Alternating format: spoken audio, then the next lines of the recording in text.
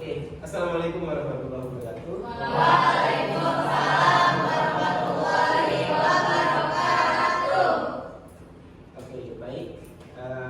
Teman-teman sekalian, pada sesi kali ini kita akan masuk materi yang pertama materi yang pertama sebelum materi inti ya. Ini salah satu itu bagaimana kita mengenal realitas internal diri kita atau alam mikro kita dengan realitas eksternal makro. Jadi materinya adalah udah asumsi membangun apa? Lanjut.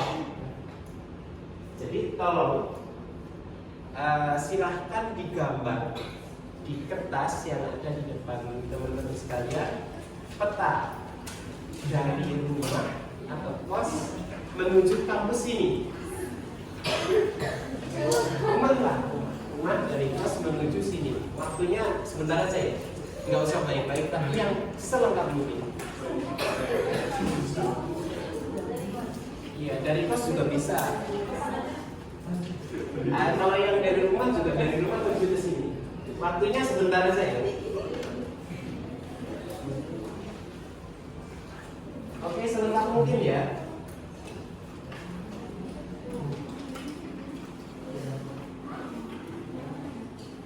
Oke, kira-kira 30 detik cukup? 1 menit ya.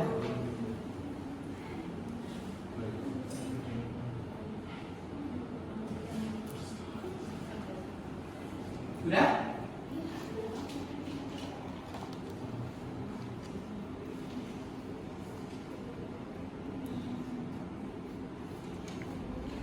Dikasih nama jalan nggak apa-apa, dikasih nomor rumah, gang, RT.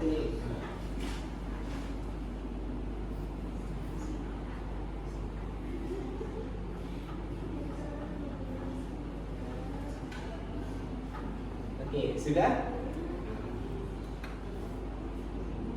Habis itu dikasih nama ya.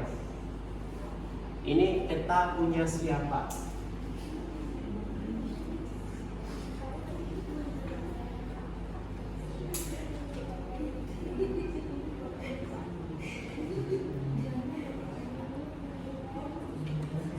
Oke, sudah?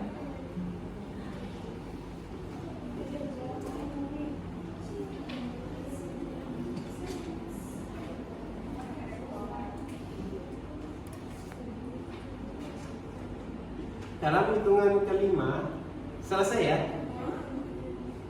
1, 2, 3, 4,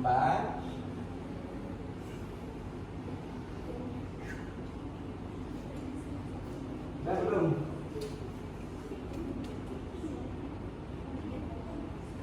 4, sudah? Dan berapa persen ini ada?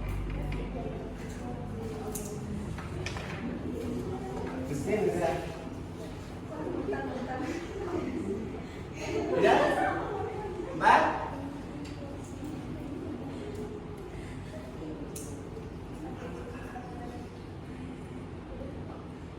Udah ya? Hitungan kelima, yang penting sampai rumah ada gambar rumahnya sama gambar ini apa ini? Kampus ya. Sudah sampai kampus, sampai rumah fakultas saya. Oke, 1, 2,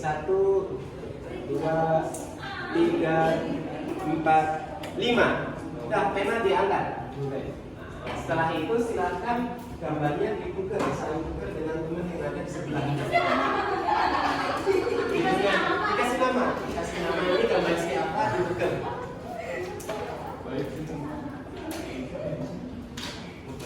Gak apa-apa ya ditukar sama sendiri. Yang penting nggak dipegang sendiri.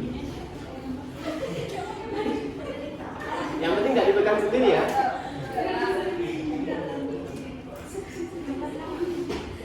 Oke?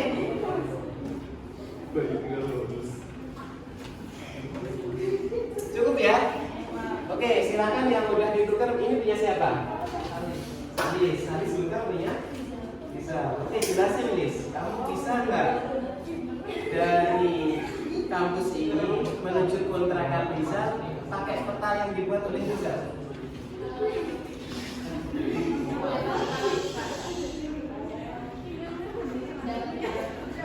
Pernah main ke kontrakan Rizal? Nah, yang belum pernah? Kamu karena bisa memahami karena pernah main ke kontrakan.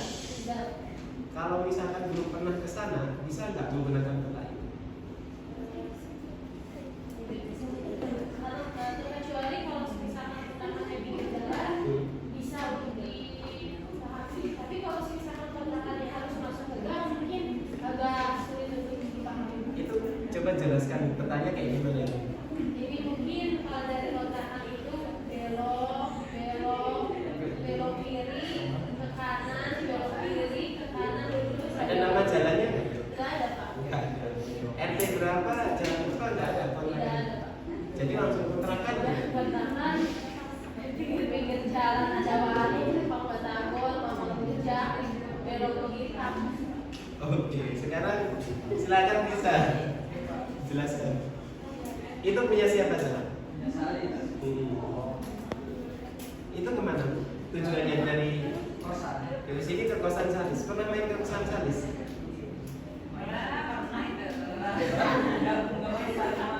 Tanya tahu, pernah tahu? Tahu. Kalau pakai peta itu bisa nggak? Kalau misalkan kamu belum pernah ke kontrakan Salis, kosan. Gimana? Ada keterangan jalannya? Nggak ada. Bang apa? Terus? Nggak ada, nggak lengkap berarti. Ada yang mau nanggapin gambaran temennya? Petanya temennya? Siapa? Aisyah. Aisyah coba. Bukan punya siapa Aisyah? Ya punya lagi. Satu kosan ya? Punya siapa? Satu kosan kan? Semana? Nah, Gustin sama Bayu nih, coba. Gustin, pegang punya siapa? Bayu. Bisa nggak kamu menggunakan peta yang dibuat oleh Bayu sampai ke rumahnya Bayu? Pernah ke rumah Bayu? Belum. Bisa. Bisa. Coba jelaskan peta yang dibuat Bayu kayak gimana? Dari rumahnya ke Dari sini ke rumah. Atau di situ aja dijelaskan. Kira-kira gimana caranya? dari kampus terus sampai lampu merah terus jalan raya Papa. Jalan Raya Pata. Terus nomor berapa? Kalau pakai ini nggak ada nomornya. Rumahnya kanan jalan, pak kiri jalan? Kiri jalan kalau dari sini ya. Tapi nggak tahu seberapa jauh dari perempatan Palima. Nggak tahu. Jadi masih bingung nggak kalau pakai itu? Perlu tanya berapa kali biar sampai rumahnya Palima? Sekali. Coba sekarang Bayu. Pegang punya Gustin, pertanyaan Gustin. Jelaskan. Ini dari mana?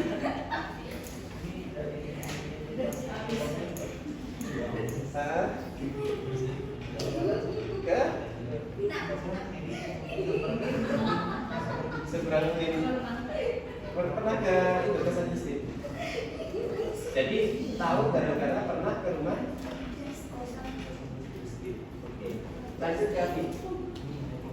Jadi intinya itu tadi apa yang kita gambar atau peta itu bukanlah wilayah yang sebenarnya.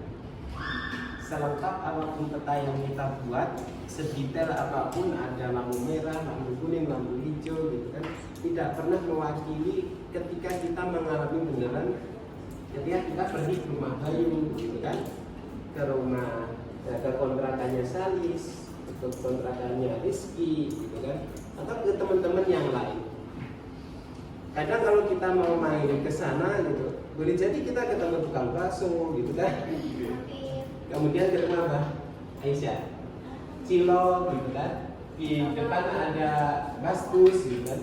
Cuma itu kan nggak masuk ke dalam peta kita. Iya. Jadi yang kita rasakan itu tidak akan pernah bisa kita wakili dalam suatu peta apa. Lanjut yuk. Jadi peta itu tadi itu mewakili realitas internal yang ada di dalam diri kita, atau pikiran, ide, gagasan, dan mewakili si peta. Sedangkan wilayah tadi itu mewakili realitas eksternal yang mewakili segala peristiwa atau kejadian yang kita alami di luar diri kita. Sifatnya faktual, objektif, yang tidak terpengaruh oleh perasaan kita. Jadi apapun itu tadi ya begitu adanya. Tapi yang perlu kita sadari selalu ada gap atau kesenjangan antara apa yang kita pahami, apa yang ada di dalam ide kita dengan realitas yang ada di luar tadi. Karena ada apa? Ada proses pemaknaan. Yang pertama ada interpretasi kita. Pemaknaan yang berbeda, bergantung kepada siapa? Pengalaman. Karena saya pernah main Pak ke rumah, ke kosannya Rizal juga. Saya pernah ambil paket ke tempat Salis. Kemudian didasarkan juga pada asumsi. Deket kok Pak, K5 tinggal lurus aja, gitu kan? Asumsi. Kemudian bergantung juga kepada keyakinan seseorang. Nah, hal seperti itu tadi yang mengakibatkan kesenjangan yang ada antara kita dengan kepala kita dengan yang ada di luar kita. Pertanyaannya adalah mengapa terjadi kesenjangan antara fakta dengan narasi, analisis yang ditampilkan dalam teks. Kadang-kadang kita itu membaca suatu teks, gitu kan? Kemudian ada kesenjangan di situ. Asumsi apa yang dibangun, keyakinan apa yang melandasinya. Misalkan di sini ada teks konspirasi kafir untuk membunuh muslim, kan? Orang kafir misalnya menciptakan kendaraan bermotor. Yang kedua, orang Islam memakainya dan terjadi kecelakaan. Diambil kemudian ada istilah orang Islam mati. Bayangkan berapa banyak kecelakaan yang terjadi dalam sehari. Mereka membunuh secara halus dengan memproduksi motor itu. Mengapa terjadi kesimpulan yang jauh dari realitas dalam teks? Itu kan ya. Yang boleh jadi ya karena mayoritas penduduknya Islam, akhirnya kan yang meninggal orang Islam. Tapi kalau mayoritas penduduknya Hindu misalkan di Bali, yang kecelakaan kebanyakan orang Hindu juga kan. Jadi keputusan yang sewenang-wenang akhirnya mengklaim atau mengambil kesimpulan bahwasanya produsen ini atau orang kafir tadi membunuh muslim secara halus. Bagaimana sebaiknya kesimpulan dibangun dan mendasari sebuah tindakan? Apakah ada proses yang penting dilakukan sebelum mengambil kesimpulan dan kita melakukan tindakan? Karena kadang-kadang kita ketika membaca kayak gini langsung protes. Wah, kita nggak terima, nggak boleh gitu kan. Jadi ada hal yang perlu kita lakukan. The map is not territorial. Peta bukan wilayah tadi itu dapat dipahami tadi ya. Peta adalah realitas internal, kemudian wilayah itu tadi realitas eksternal. Atau peta bukan wilayah ini dapat dipahami sebagai cara kita memandang dunia. Jadi bagaimana kita memandang dunia itu dipengaruhi oleh pengalaman kita, keyakinan kita, asumsi kita, pemaknaan kita. Tadi melahirkan suatu tindakan. Lanjut. Mengapa seseorang melakukan lompatan penyimpulan? Dia nggak selidiki dulu. Bagaimana apakah data ini benar? Sudah lakukan sensus dulu, misalkan. Dan bagaimana cara mengatasinya? Ada tulis. Jadi di sini ada tanggal penyimpulan. Ketika kita dihadapkan pada pengalaman nyata, maka ada hal-hal yang sebenarnya di dalam proses berpikir kita itu melewati serangkaian step atau tahapan. Yang pertama adalah pemilihan data atau selected data. Kita pilih data itu tadi apakah sesuai atau tidak, ini data benar, valid atau tidak valid. Setelah data tadi kita pilih, kita interpretasikan.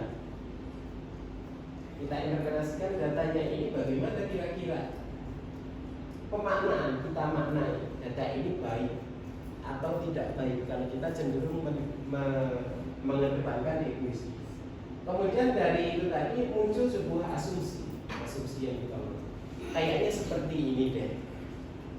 Setelah asumsi lahir sebuah kesimpulan. Ini pasti enak. Misalkan kita bikin kopi, gitu kan, satu air panas, 100 ml air panas, kemudian 1 sendok makan satu sendok makan kopi, kemudian 1 sendok makan gula pasir, kita aduk, kita bikin 10 gelas yang sama, kita sebar ke 10 orang. Setiap orang punya makna yang berbeda-beda. Ini nggak enak kopinya, karena kebiasaan minum kopi pahit, salis misalnya. Rizal ngomong, wah ini manis banget. Kemudian Faisal, ini pas. Ya, itu tadi bergantung pada bagaimana pengalaman kita, kesukaan kita, gitu kan, kecenderungan kita, sehingga kita mengambil kesimpulan kayak ini. Setelah dirasakan, ambil keyakinan, wah kopi yang dibuat sama Pak Zuhur ini nggak enak. Besok jangan mau kalau dikasih. Nah, besok ketika saya tawarin, enggak Pak, udah kasih ke yang lain aja. Kayak seperti itu. Nah hal-hal seperti itu dalam konteks sosial juga sama. Sehingga burung yang asli di bawah, dia meletakkan sayap ketika melewati serangkaian proses yang enggak tepat, dia akan menjadi burung yang bertengger. Penafsirannya dia cuma diem aja, padahal di bawah dia meletakkan sayap tadi. Setelah ada tambahan gitu, jangan pokoknya jangan ke situ deh, di situ nggak bagus. Untuk mengatasi ini kita perlu adanya apa? Reflektif dulu. Kita perlu menelisik lagi ke bawah. Apakah ada yang salah dalam pemilihan data kita? Jangan-jangan kita nggak ngambil data yang cukup komprehensif. Kita juga perlu mempelajari lagi reflective learning atau belajar lebih reflektif untuk melihat kembali jangan-jangan interpretasi saya atas data tadi itu nggak pas. Nah, kadang-kadang kita seringkali dari pengalaman ini tadi kita langsung ngejudge, pokoknya kayak gini, ya kan? Bahkan kita langsung, kamu ini sesat ya, gitu. Kamu ini nggak benar. Jadi kita nggak melihat lagi dia itu secara faktual, secara objektif. Ini lanjut. Jadi oleh karena itu kita perlu membongkar asumsi-asumsi dan keyakinan-keyakinan yang kita punya atas sesuatu, apapun itu objeknya, kemudian memukanya kembali melalui reflective learning, tadi belajar kembali, benar nggak ya, jangan-jangan saya salah. Sama reflektif, kita kembali ke bawah, yang salah di saya kira-kira apa ya? Oke? Lanjut. Nah ini contoh. Ada spanduk misalnya, liberal itu tolak hukum agama. PKI itu juga tolak hukum agama. Diambil kesimpulan liberal sama dengan PKI. Padahal itu secara ilmiah, secara logis, liberal sama PKI itu 180 derajat. PKI cenderung cenderung komunis ya, cenderung komunal, hak-hak individu itu dibatasi misalnya. Liberal hak-hak individu dikasih sebebas-bebasnya. Jadi dua hal yang bertentangan disatukan hanya karena misalkan satu kesamaan kita generalisir seperti itu. Nah, ada fenomena sosial juga sama. Kami masyarakat Tumaruntung misalkan menolak pendirian musola, masjid itu karena dengan alasan penduduk sekitar ini mayoritas muslim misalkan. Kemudian kami takut kalau misalkan melaporkan nanti juga nggak ada guna. Jadi udah dibangun oleh asumsi-asumsi itu. Lanjut. Ini tadi ya. Terus jadi ada dua proses yang perlu kita pelajari. ketika kita menghadapi sebuah realitas. Pertama, ini proses N sama proses U yang diusulkan oleh Otto Scharmer. Jadi paradigma sistem berpikir kita yang benar itu seperti apa ketika kita menghadapi sebuah realitas. Yang pertama, ketika kita memilih step yang bawah ini, maka kita akan mewujudkan fenomena sosial baru yang lebih baik, atau cita-cita kita akan tercapai. Tapi ketika kita memilih proses N yang atas huruf N, maka cenderung hasil akhirnya itu adalah merusak. Jadi yang pertama, ketika kita menghadapi sebuah fenomena sosial, langkah yang pertama adalah mengunduh. Kita melihat itu tadi ya hanya mengunduh saja, sesuai harapan kita apa tidak. Contoh misalkan kita hidup di lingkungan yang heterogen, tetangga kita itu misalkan non-muslim, taruh aja Buddhis, gitu ya. Suatu ketika di tengah malam tetangga kita tadi itu berantem, suaminya mau bunuh loh, udah dijedok-jedokin ke dinding. Jadi istrinya udah udah masuk ke dalam KDRT. Kita sebagai tetangga yang nempel, selaku seorang muslim bagaimana? Selaku bertetangga bagaimana? Apakah kita memandang itu tadi bagian dari masalah juga ataukah tidak? Nah, jadi ketika kita menangguhkan sebentar, ambil ruang jeda, holding space, tidak ngejudge dulu. Oh dia Buddhis, dia bukan muslim, saya nggak mau tahu nggak. Jadi kita diam dulu, kita tangguhkan. Gimana ya kalau misalkan saya yang seperti itu posisinya sebagai korban? Kita kan juga butuh tolongan kan gitu. Kita melihat itu dari bagian dari masalah. Setelah kita melihat itu tadi bagian dari masalah, maka itu tadi akan mengarahkan kita kepada kita ada empati yang muncul di dalam benak kita. Jadi merasakan gimana ya kalau misalkan saudara saya tinggal di lingkungan non-muslim, kemudian dia mendapatkan kekerasan dalam rumah tangga oleh suaminya. Kira-kira ditolong apa enggak? Kira-kira seperti itu. Setelah merasakan kita empati, apa yang dia rasakan, kita lepaskan judgement, penilaian kita terhadap tetangga kita yang muslim atau apapun itu tadi udah kita lepaskan. Kita masuk kepada membuka tekad atau keberanian untuk hadir menyelesaikan masalah kita. Kita tetap tuh malam atau apa gitu. Kalau misalkan dia lebih tua, kita panggil, oh ada apa? Setidaknya kita ada warning dulu ke dia. Setelah melepaskan itu tadi, kita bulatkan visi dan niat itu, membiarkan sesuatu yang akan muncul di masa depan tadi menceritakan, kita merancang kira-kira bagaimana ya caranya biar itu tadi tidak terjadi lagi, terulang kembali, mereka enggak berantem lagi di tengah malam. Jangan-jangan ada yang masalah ekonomi atau apa, gitu kan? Mereka berantem di tengah malam. Setelah merancang, maka kemudian kita melakukan atau mewujudkan fenomena yang seharusnya tadi nggak ada KDRT gitu kan ya, dia akur gitu kan. Kita benar-benar collab gitu, bersinergi dengan tetangga kita tadi itu untuk melepaskan dan itu cara yang pertama. Nanti kasusnya juga sama kalau misalkan ada tetangga kita kelaparan, musuh lapar, stunting gitu. Apakah kita memandang kita di bagian dari masalah, kemudian kita sampai bersinergi tadi itu untuk melepaskan, menciptakan sesuatu yang benar-benar. Nah, cara yang kedua tadi, yaitu kita menyangka itu bukan dari bagian dari masalah kita, nggak mau melihat, gitu kan? Boro-boro kan ya, udah benci duluan kan? Kita nggak mau melihat. Setelah nggak mau melihat, ya nggak mau merasakan. ya sabulun teing gitu kan ya, terserah mereka gitu kan.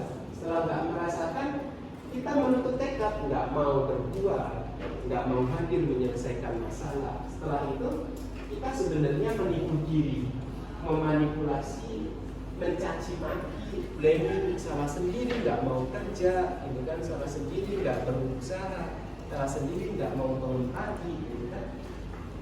Kemudian cara ujung-ujungnya adalah fenomena yang semakin parah, yang sebelumnya dia hanya stunting, gitu kan, tambah bila hanya 1 menjadi 2, menjadi 3, dan seterusnya. Jadi dua itu tadi kita bisa atasi dengan cara yang pertama adalah buka pikiran, open mind. Syaratnya adalah ada rasa ingin tahu yang ada pada kita. Yang kedua, setelah kita punya open mind, yaitu open heart, membuka hati, yaitu kita muncul kasih sayang kepada sesama. Yang terakhir adalah membuka tekad, yaitu adanya keberanian. Dibutuhkan keberanian kalau ada tekad. Nanti kita khawatir kalau kita mau kayak ini bagaimana. Oke ya. Lanjut. Terus ini tadi sudah. Terus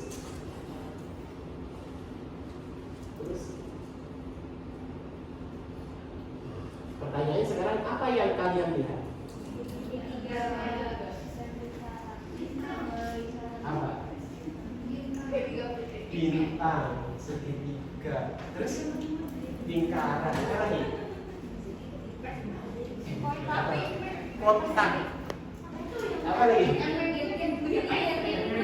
Pac-Man. Apa lagi? Yuk. Pizza. Pizza. Jadi masing-masing beda-beda ya. Objeknya satu. Ya dikatakan lingkaran, sebenarnya dia juga bukan lingkaran utuh. Dikatakan segitiga, ya bukan segitiga utuh. Ada garis lurus tadi. Tapi ini satu objek sama, punya persepsi yang berbeda-beda. Nah, ada kalanya seperti itu. Objeknya sama, menurut dia kayak ini, menurut saya kayak ini. Lanjut. Jadi ada hal-hal yang perlu kita waspadai, bias kognitif yang menghambat kita itu untuk tidak berperilaku fair atau bersikap fair dalam berkawan, dalam berinteraksi sesama teman, atau dalam berinteraksi dengan siapapun ya. Lanjut. Jadi ringkasnya ada 6. Jadi kecenderungan alamiah yang melekat pada diri kita itu ada 6. Ini yang perlu kita waspadai. Mungkin ini juga nempel ke kita ya, juga nempel kita. Yang pertama adalah egocentric memory, yaitu kecenderungan untuk melupakan bukti dan informasi yang tidak mendukung pendapat kita. Jadi kalau nggak mendukung pendapat kita, kita lupakan. Ya nggak ingat aja gitu. Jadi yang nggak mendukung sesuai kemauan kita nggak ingat. Kemudian kecenderungan yang kedua adalah kecenderungan miopi, yaitu kecenderungan berpikir absolutis dalam sudut pandang yang sempit, dalam perspektif diri sendiri, mengabaikan perspektif orang lain. Yang paling benar ini ya cara saya, yang paling benar pendapat saya, yang lain itu salah. Penafsiran yang paling tepat itu kayak gini loh. Penafsiran kamu sesat misalnya ini, sampai seperti itu. Kemudian yang ketiga adalah egocentric righteousness, yaitu kecenderungan merasa lebih baik atau superior karena yakin benar, padahal belum tentu benar. Karena kami mayoritas, kami yang paling berhak menentukan kebijakan yang ada di sini. Kami yang paling pas dalam menentukan kebijakan itu. Kemudian yang keempat adalah ini yang paling sering kita pakai biasanya, muncul di kita, egocentrik hypocrisy, yaitu kecenderungan alamiah untuk mengabaikan inkonsistensi, yaitu menggunakan standar ganda. Misalkan ngomongnya apa, itu kan inkonsistensi antara kata dan perbuatan. Kemudian standar yang kita terapkan pada diri sendiri sama orang lain. Kalau sama teman pengennya kalau janjian itu dia tepat waktu. Pernah nggak nih?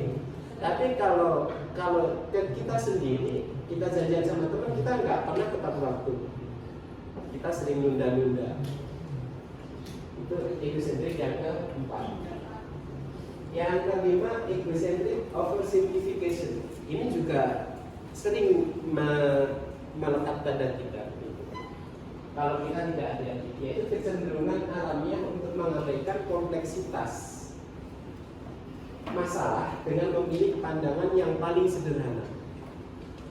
Bila kompleksitas tadi itu akan mengubah pendapat kita, pokoknya udah gini aja deh yang paling gampang. Jadi biar sesuai kemauan kita, sesuai dengan pendapat kita sederhanakan. Ya, biar pakai cara kita mendukung pendapat kita itu. Selanjutnya, yang terakhir adalah kecenderungan tidak memperhatikan fakta atau bukti yang berlawanan dengan kepercayaan dan nilai-nilai yang kita yakini, yaitu blindness. Ya, karena udah berbeda latar belakang, berbeda agama, berbeda kepercayaan, berbeda nilai, kita nggak melihat itu tadi bagian dari fakta atau bukti. Jadi tidak memperhatikan. Jadi kacamata kuda nggak kelihatan karena udah beda. Lanjut. Tadi ya. Yang ke satu. Caranya untuk mengoreksi egocentric memory ini yaitu dengan secara sengaja kita mencari bukti dan fakta atau informasi yang tidak mendukung pendapat kita. Tadi kan memori kan kecenderungan alamiah untuk melupakannya. Kemudian dengan secara sengaja kita cari bukti dan informasi yang tidak mendukung pendapat kita. Kemudian kita juga secara tegas mengarahkan perhatian kita tadi itu pada bukti dan informasi tersebut. Lanjut, yang kedua, kalau egocentric myope kita coba berpikir berkebalikan. Gimana ya kalau saya jadi teman saya ketika saya dijanjiin kemudian telat, gitu kan? Nggak enak. Kita coba berpikir kalau kita sebagai atasan, kita berpikir sebagai bawahan. Kalau sebagai bawahan, coba berpikir sebagai atasan. Gimana ya kalau misalkan saya saya telat, gitu. Kemudian dia sudah ada sebelumnya. Jadi berpikir sebaliknya. Yang ketiga, righteousness ini kita coba mengingatkan diri kita betapa sedikit yang kita ketahui. Kita bikin daftar pertanyaan apa saja yang tidak kita ketahui. Ya, righteousness ini merasa kita yang paling benar, kita paling tahu, kita paling superior. Pokoknya kita yang paling pintar di kelas ini misalnya. Nah, cara mengantisipasinya yaitu kita bikin daftar yang tidak kita ketahui itu apa saja. Kalau misalnya tidak ada daftar yang kita tulis, berarti kita sebenarnya bohong kepada diri kita sendiri. Lanjut. Nah, ini yaitu di sini ini kita bandingkan cara mengatasinya, kita bandingkan standar yang kita pakai untuk diri kita sendiri sama standar yang kita pakai untuk orang lain. Lanjut. Nah, oversimplification kita tidak memandang ya, kalau ketika menghadapi masalah ya kita tidak kok langsung udah gampangnya gini. Kita coba berpikir terbuka, kemudian melihat masalah atau kompleksitas masalah tersebut tadi itu secara detail. Kemudian secara eksplisit ya, secara tegas memformulasikannya atau merumuskannya dalam bentuk kata-kata. Kira-kira bagaimana ya caranya? Perlu nggak kita kerjasama untuk menyelesaikan itu? Lanjut. Kemudian egocentric blindness yaitu secara eksplisit kita mencari fakta dan bukti tersebut yang tidak mendukung pendapat kita. Lanjut.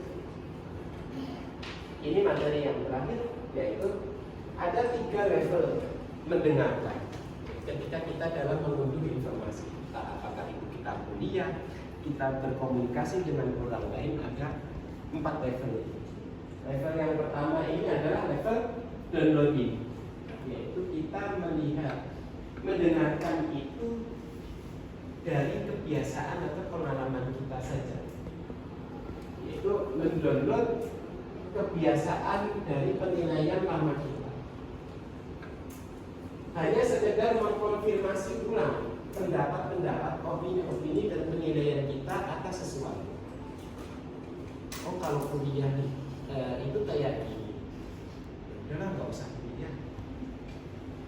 Jadi kita mendengarkan itu hanya sekedar mengkonfirmasi pandangan kita, opini kita yang lama kita. Nggak ingin melihat sesuatu hal yang baru. Lanjut. Kemudian kemudian level yang kedua yaitu mendengarkan dari luar, yaitu mendengarkan secara faktual. Itu dengan cara apa? Memperhatikan sesuatu yang berbeda. Kalau misalkan kita kuliah minggu kemarin kayak gini, minggu besok gimana ya? Kita melihat sesuatu yang berbeda. Jangan-jangan sama aja polanya kayak gitu kok. Kita melihat apa ya yang berbeda. Nah, di sini ketika kita sudah berpikir apa ya yang berbeda, kita sudah mulai ada keterbukaan pikiran, open mind. Yaitu dengan apa? Tidak mengkonfirmasi data kita yang lama, disconfirming data. Kita nggak perlu konfirmasi data kita atau pengalaman lama kita atas ketika kita berinteraksi dengan seseorang. Jadi setiap kita ketemu dengan Salis, kita tidak memandang Salis sebagaimana yang kemarin. Ya boleh jadi Salis sekarang sudah lebih baik, misalnya. Rizky sekarang boleh jadi sudah lebih rajin, sudah lebih humble, misalnya. Sudah lebih enak kok diajak ngobrol. Jadi kita melihat sesuatu yang berbeda. Level yang ketiga yaitu mendengarkan dari dalam, yaitu pendengaran empatis, yaitu adanya koneksi atau hubungan emosi kita dengan lawan bicara kita, yaitu dengan cara membuka hati. Dalam bentuk apa? Melihat melalui sudut pandang orang lain, seeing through another person's eyes, itu melihat melalui kacamata orang lain. Gimana ya kalau saya ngobrol sama siapa? Anissa, kemudian saya main HP. Saya main HP sendiri padahal kita cuma ngobrol berdua. Anissa ngajak ngobrol saya. Gimana ya perasaan Anissa? Kalau dia lagi ngobrol, saya sibuk main HP sendiri. Jadi melihat bagaimana apa yang dirasakan oleh Anissa ketika itu tadi seakan-akan dicuekin. Kita dengar gitu, kita tetapi main HP aja. Jadi rasanya ada gimana ya kalau saya di posisi dia. Itu yang ketiga. Level yang keempat adalah listening from source, yaitu mendengarkan pendengaran generatif, yaitu dari masa depan yang ingin kita munculkan. Dengan cara apa? Dengan cara open will, yaitu membuka tekad, membuka niat untuk kita bisa saling grow up bareng-bareng. Jadi bisa berkolaborasi, bersinergi, connecting to an emerging future world shift in identity and self, yaitu menghubungkan dengan keseluruhan masa depan yang akan muncul, yaitu ditandai dengan adanya apa? Pergeseran identitas dan diri. Dan semuanya ada pergeseran identitas, cara pandang kita atas sesuatu. Nah, setelah kita sudah sampai situ, jadi ada 4 level tadi. Yang pertama kita hanya mengenal, kalau toleransi misalnya kita bersama orang, sama orang yang berbeda. Tadi kayak menurut saya ini lingkaran, menurut ini segitiga. Setelah kita kenal satu sama lain, kita menghormati. Oh, memang ada benarnya dari sudut pandangnya, memang kayak gitu. Setelah ada penghormatan, kita menghargai, menghormati dan menghargai pendapat kawan kita. Dalam perspektif sains kayak gini, dalam perspektif bisnis kayak gini. Setelah menghargai, kita bisa kerjasama atau kolaborasi. Nah, kolaborasi kan ada kala yang menguntungkan, ada yang tidak menguntungkan kan. Level yang paling tinggi adalah bersinergi. Jadi bagaimana kita bersinergi dengan kawan kita, ya untuk itu tadi grow up bareng-bareng, saling pinter bareng-bareng, saling belajar. Kesalingan itu tadi yang perlu kita tanamkan dari awal. Nah itu tadi semuanya dipengaruhi oleh itu tadi. Yang paling bagaimana cara kita mengolah data dari awal pengalaman yang paling bawah menjadi action kita. Lanjut sih. Terus.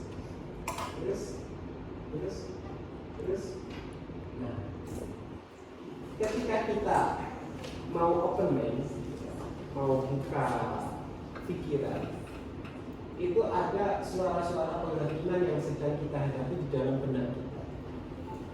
Kita mau berpikir, sama aja kayak kemarin. Kemudian ketika kita mau open heart, mau buka hati, mau berempati dengan orang lain, ada suara-suara sinis, salah sendiri, kayak gitu, salah sendiri. Jadi suara-suara sinis yang ada di dalam benak kita yang itu tadi menghambat kita untuk berempati dengan orang lain. Kemudian ketika kita mau open will, di situ kita menghadapi voice of fear, suara ketakutan, takut gagal, takut kita nanti dikira sok dekat sok dan sok-sok yang lain. Suara ketakutan tadi menghambat kita untuk berangkat atau beranjak dari kebiasaan lama kita ini. Lanjut, terus.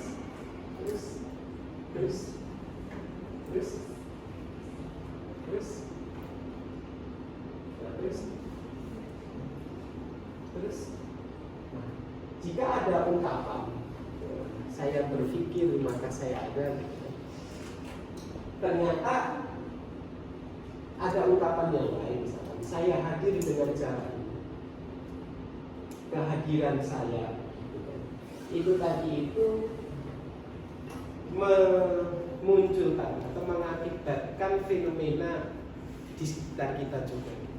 Jadi peran kita di lingkungan itu juga menentukan bagaimana suatu fenomena itu tadi muncul. Oleh karena itu muncul seperti itu.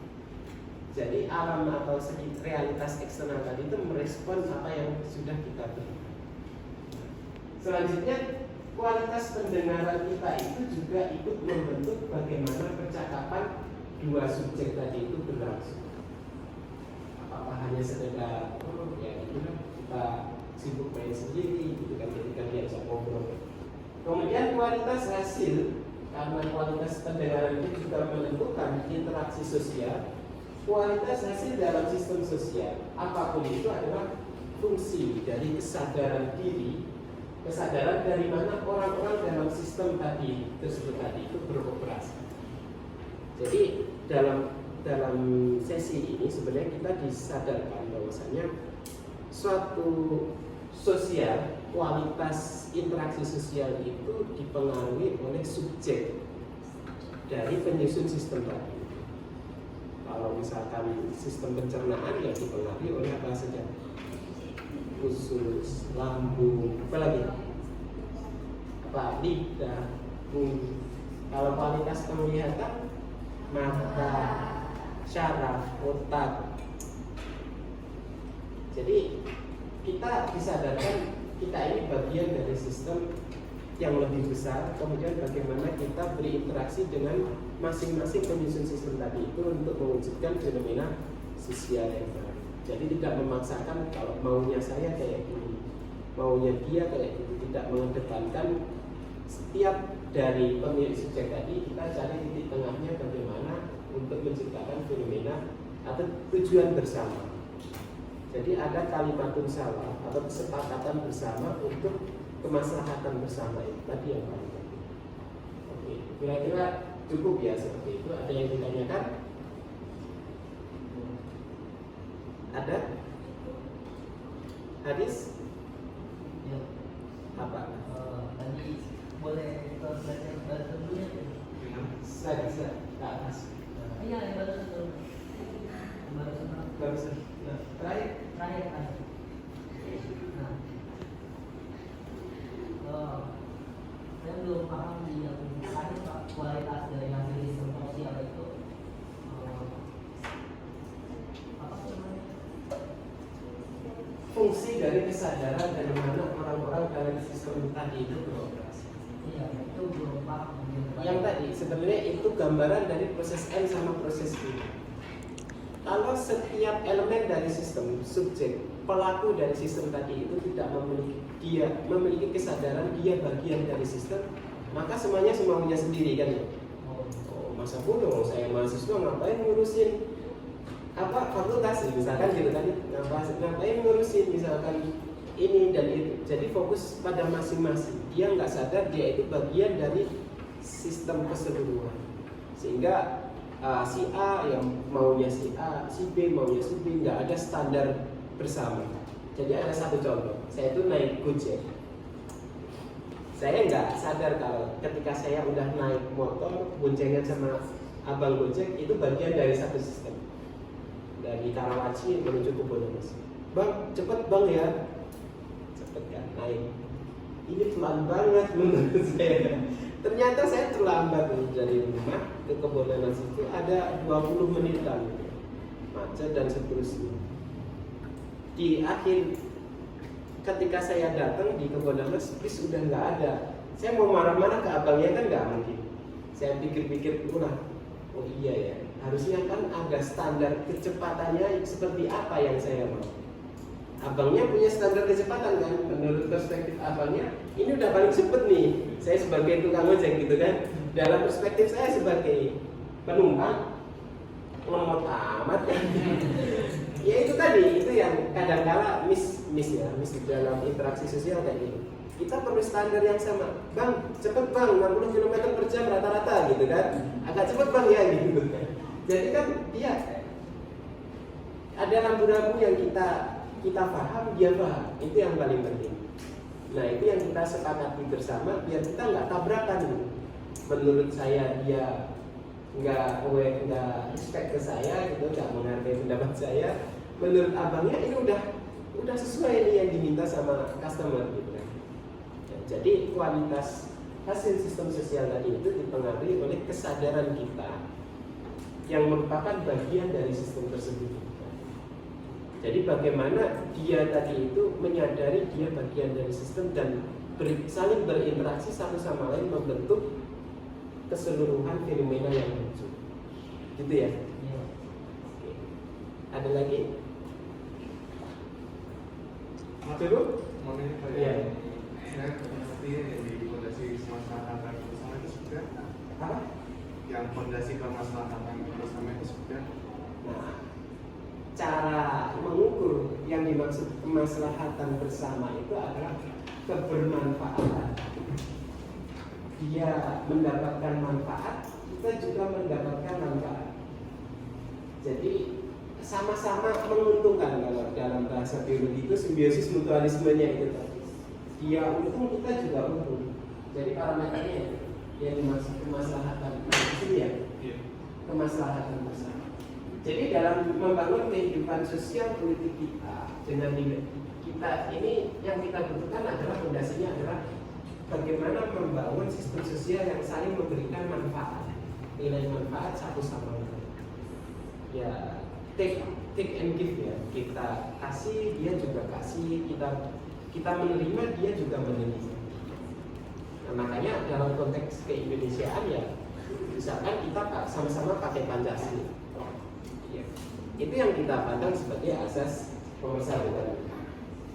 Dalam perspektif orang Kristen bisa diterima, orang Hindu bisa diterima, orang Buddha diterima. Ya karena semuanya mempunyai Tuhan. Jadi sama-sama kemudian apa itu misalkan di Persatuan Indonesia semuanya nggak menolak misalkan. Gimana kalau misalkan nilai keadilan, ada nggak yang menolak nilai keadilan? Nilai kemanusiaan, ada nggak yang menolak nilai kemanusiaan? Gotong royong, ada nggak? Kira-kira begitu ya. Cukup. Terima kasih atas perhatiannya. Kita akhiri dengan berdoa bersama-sama.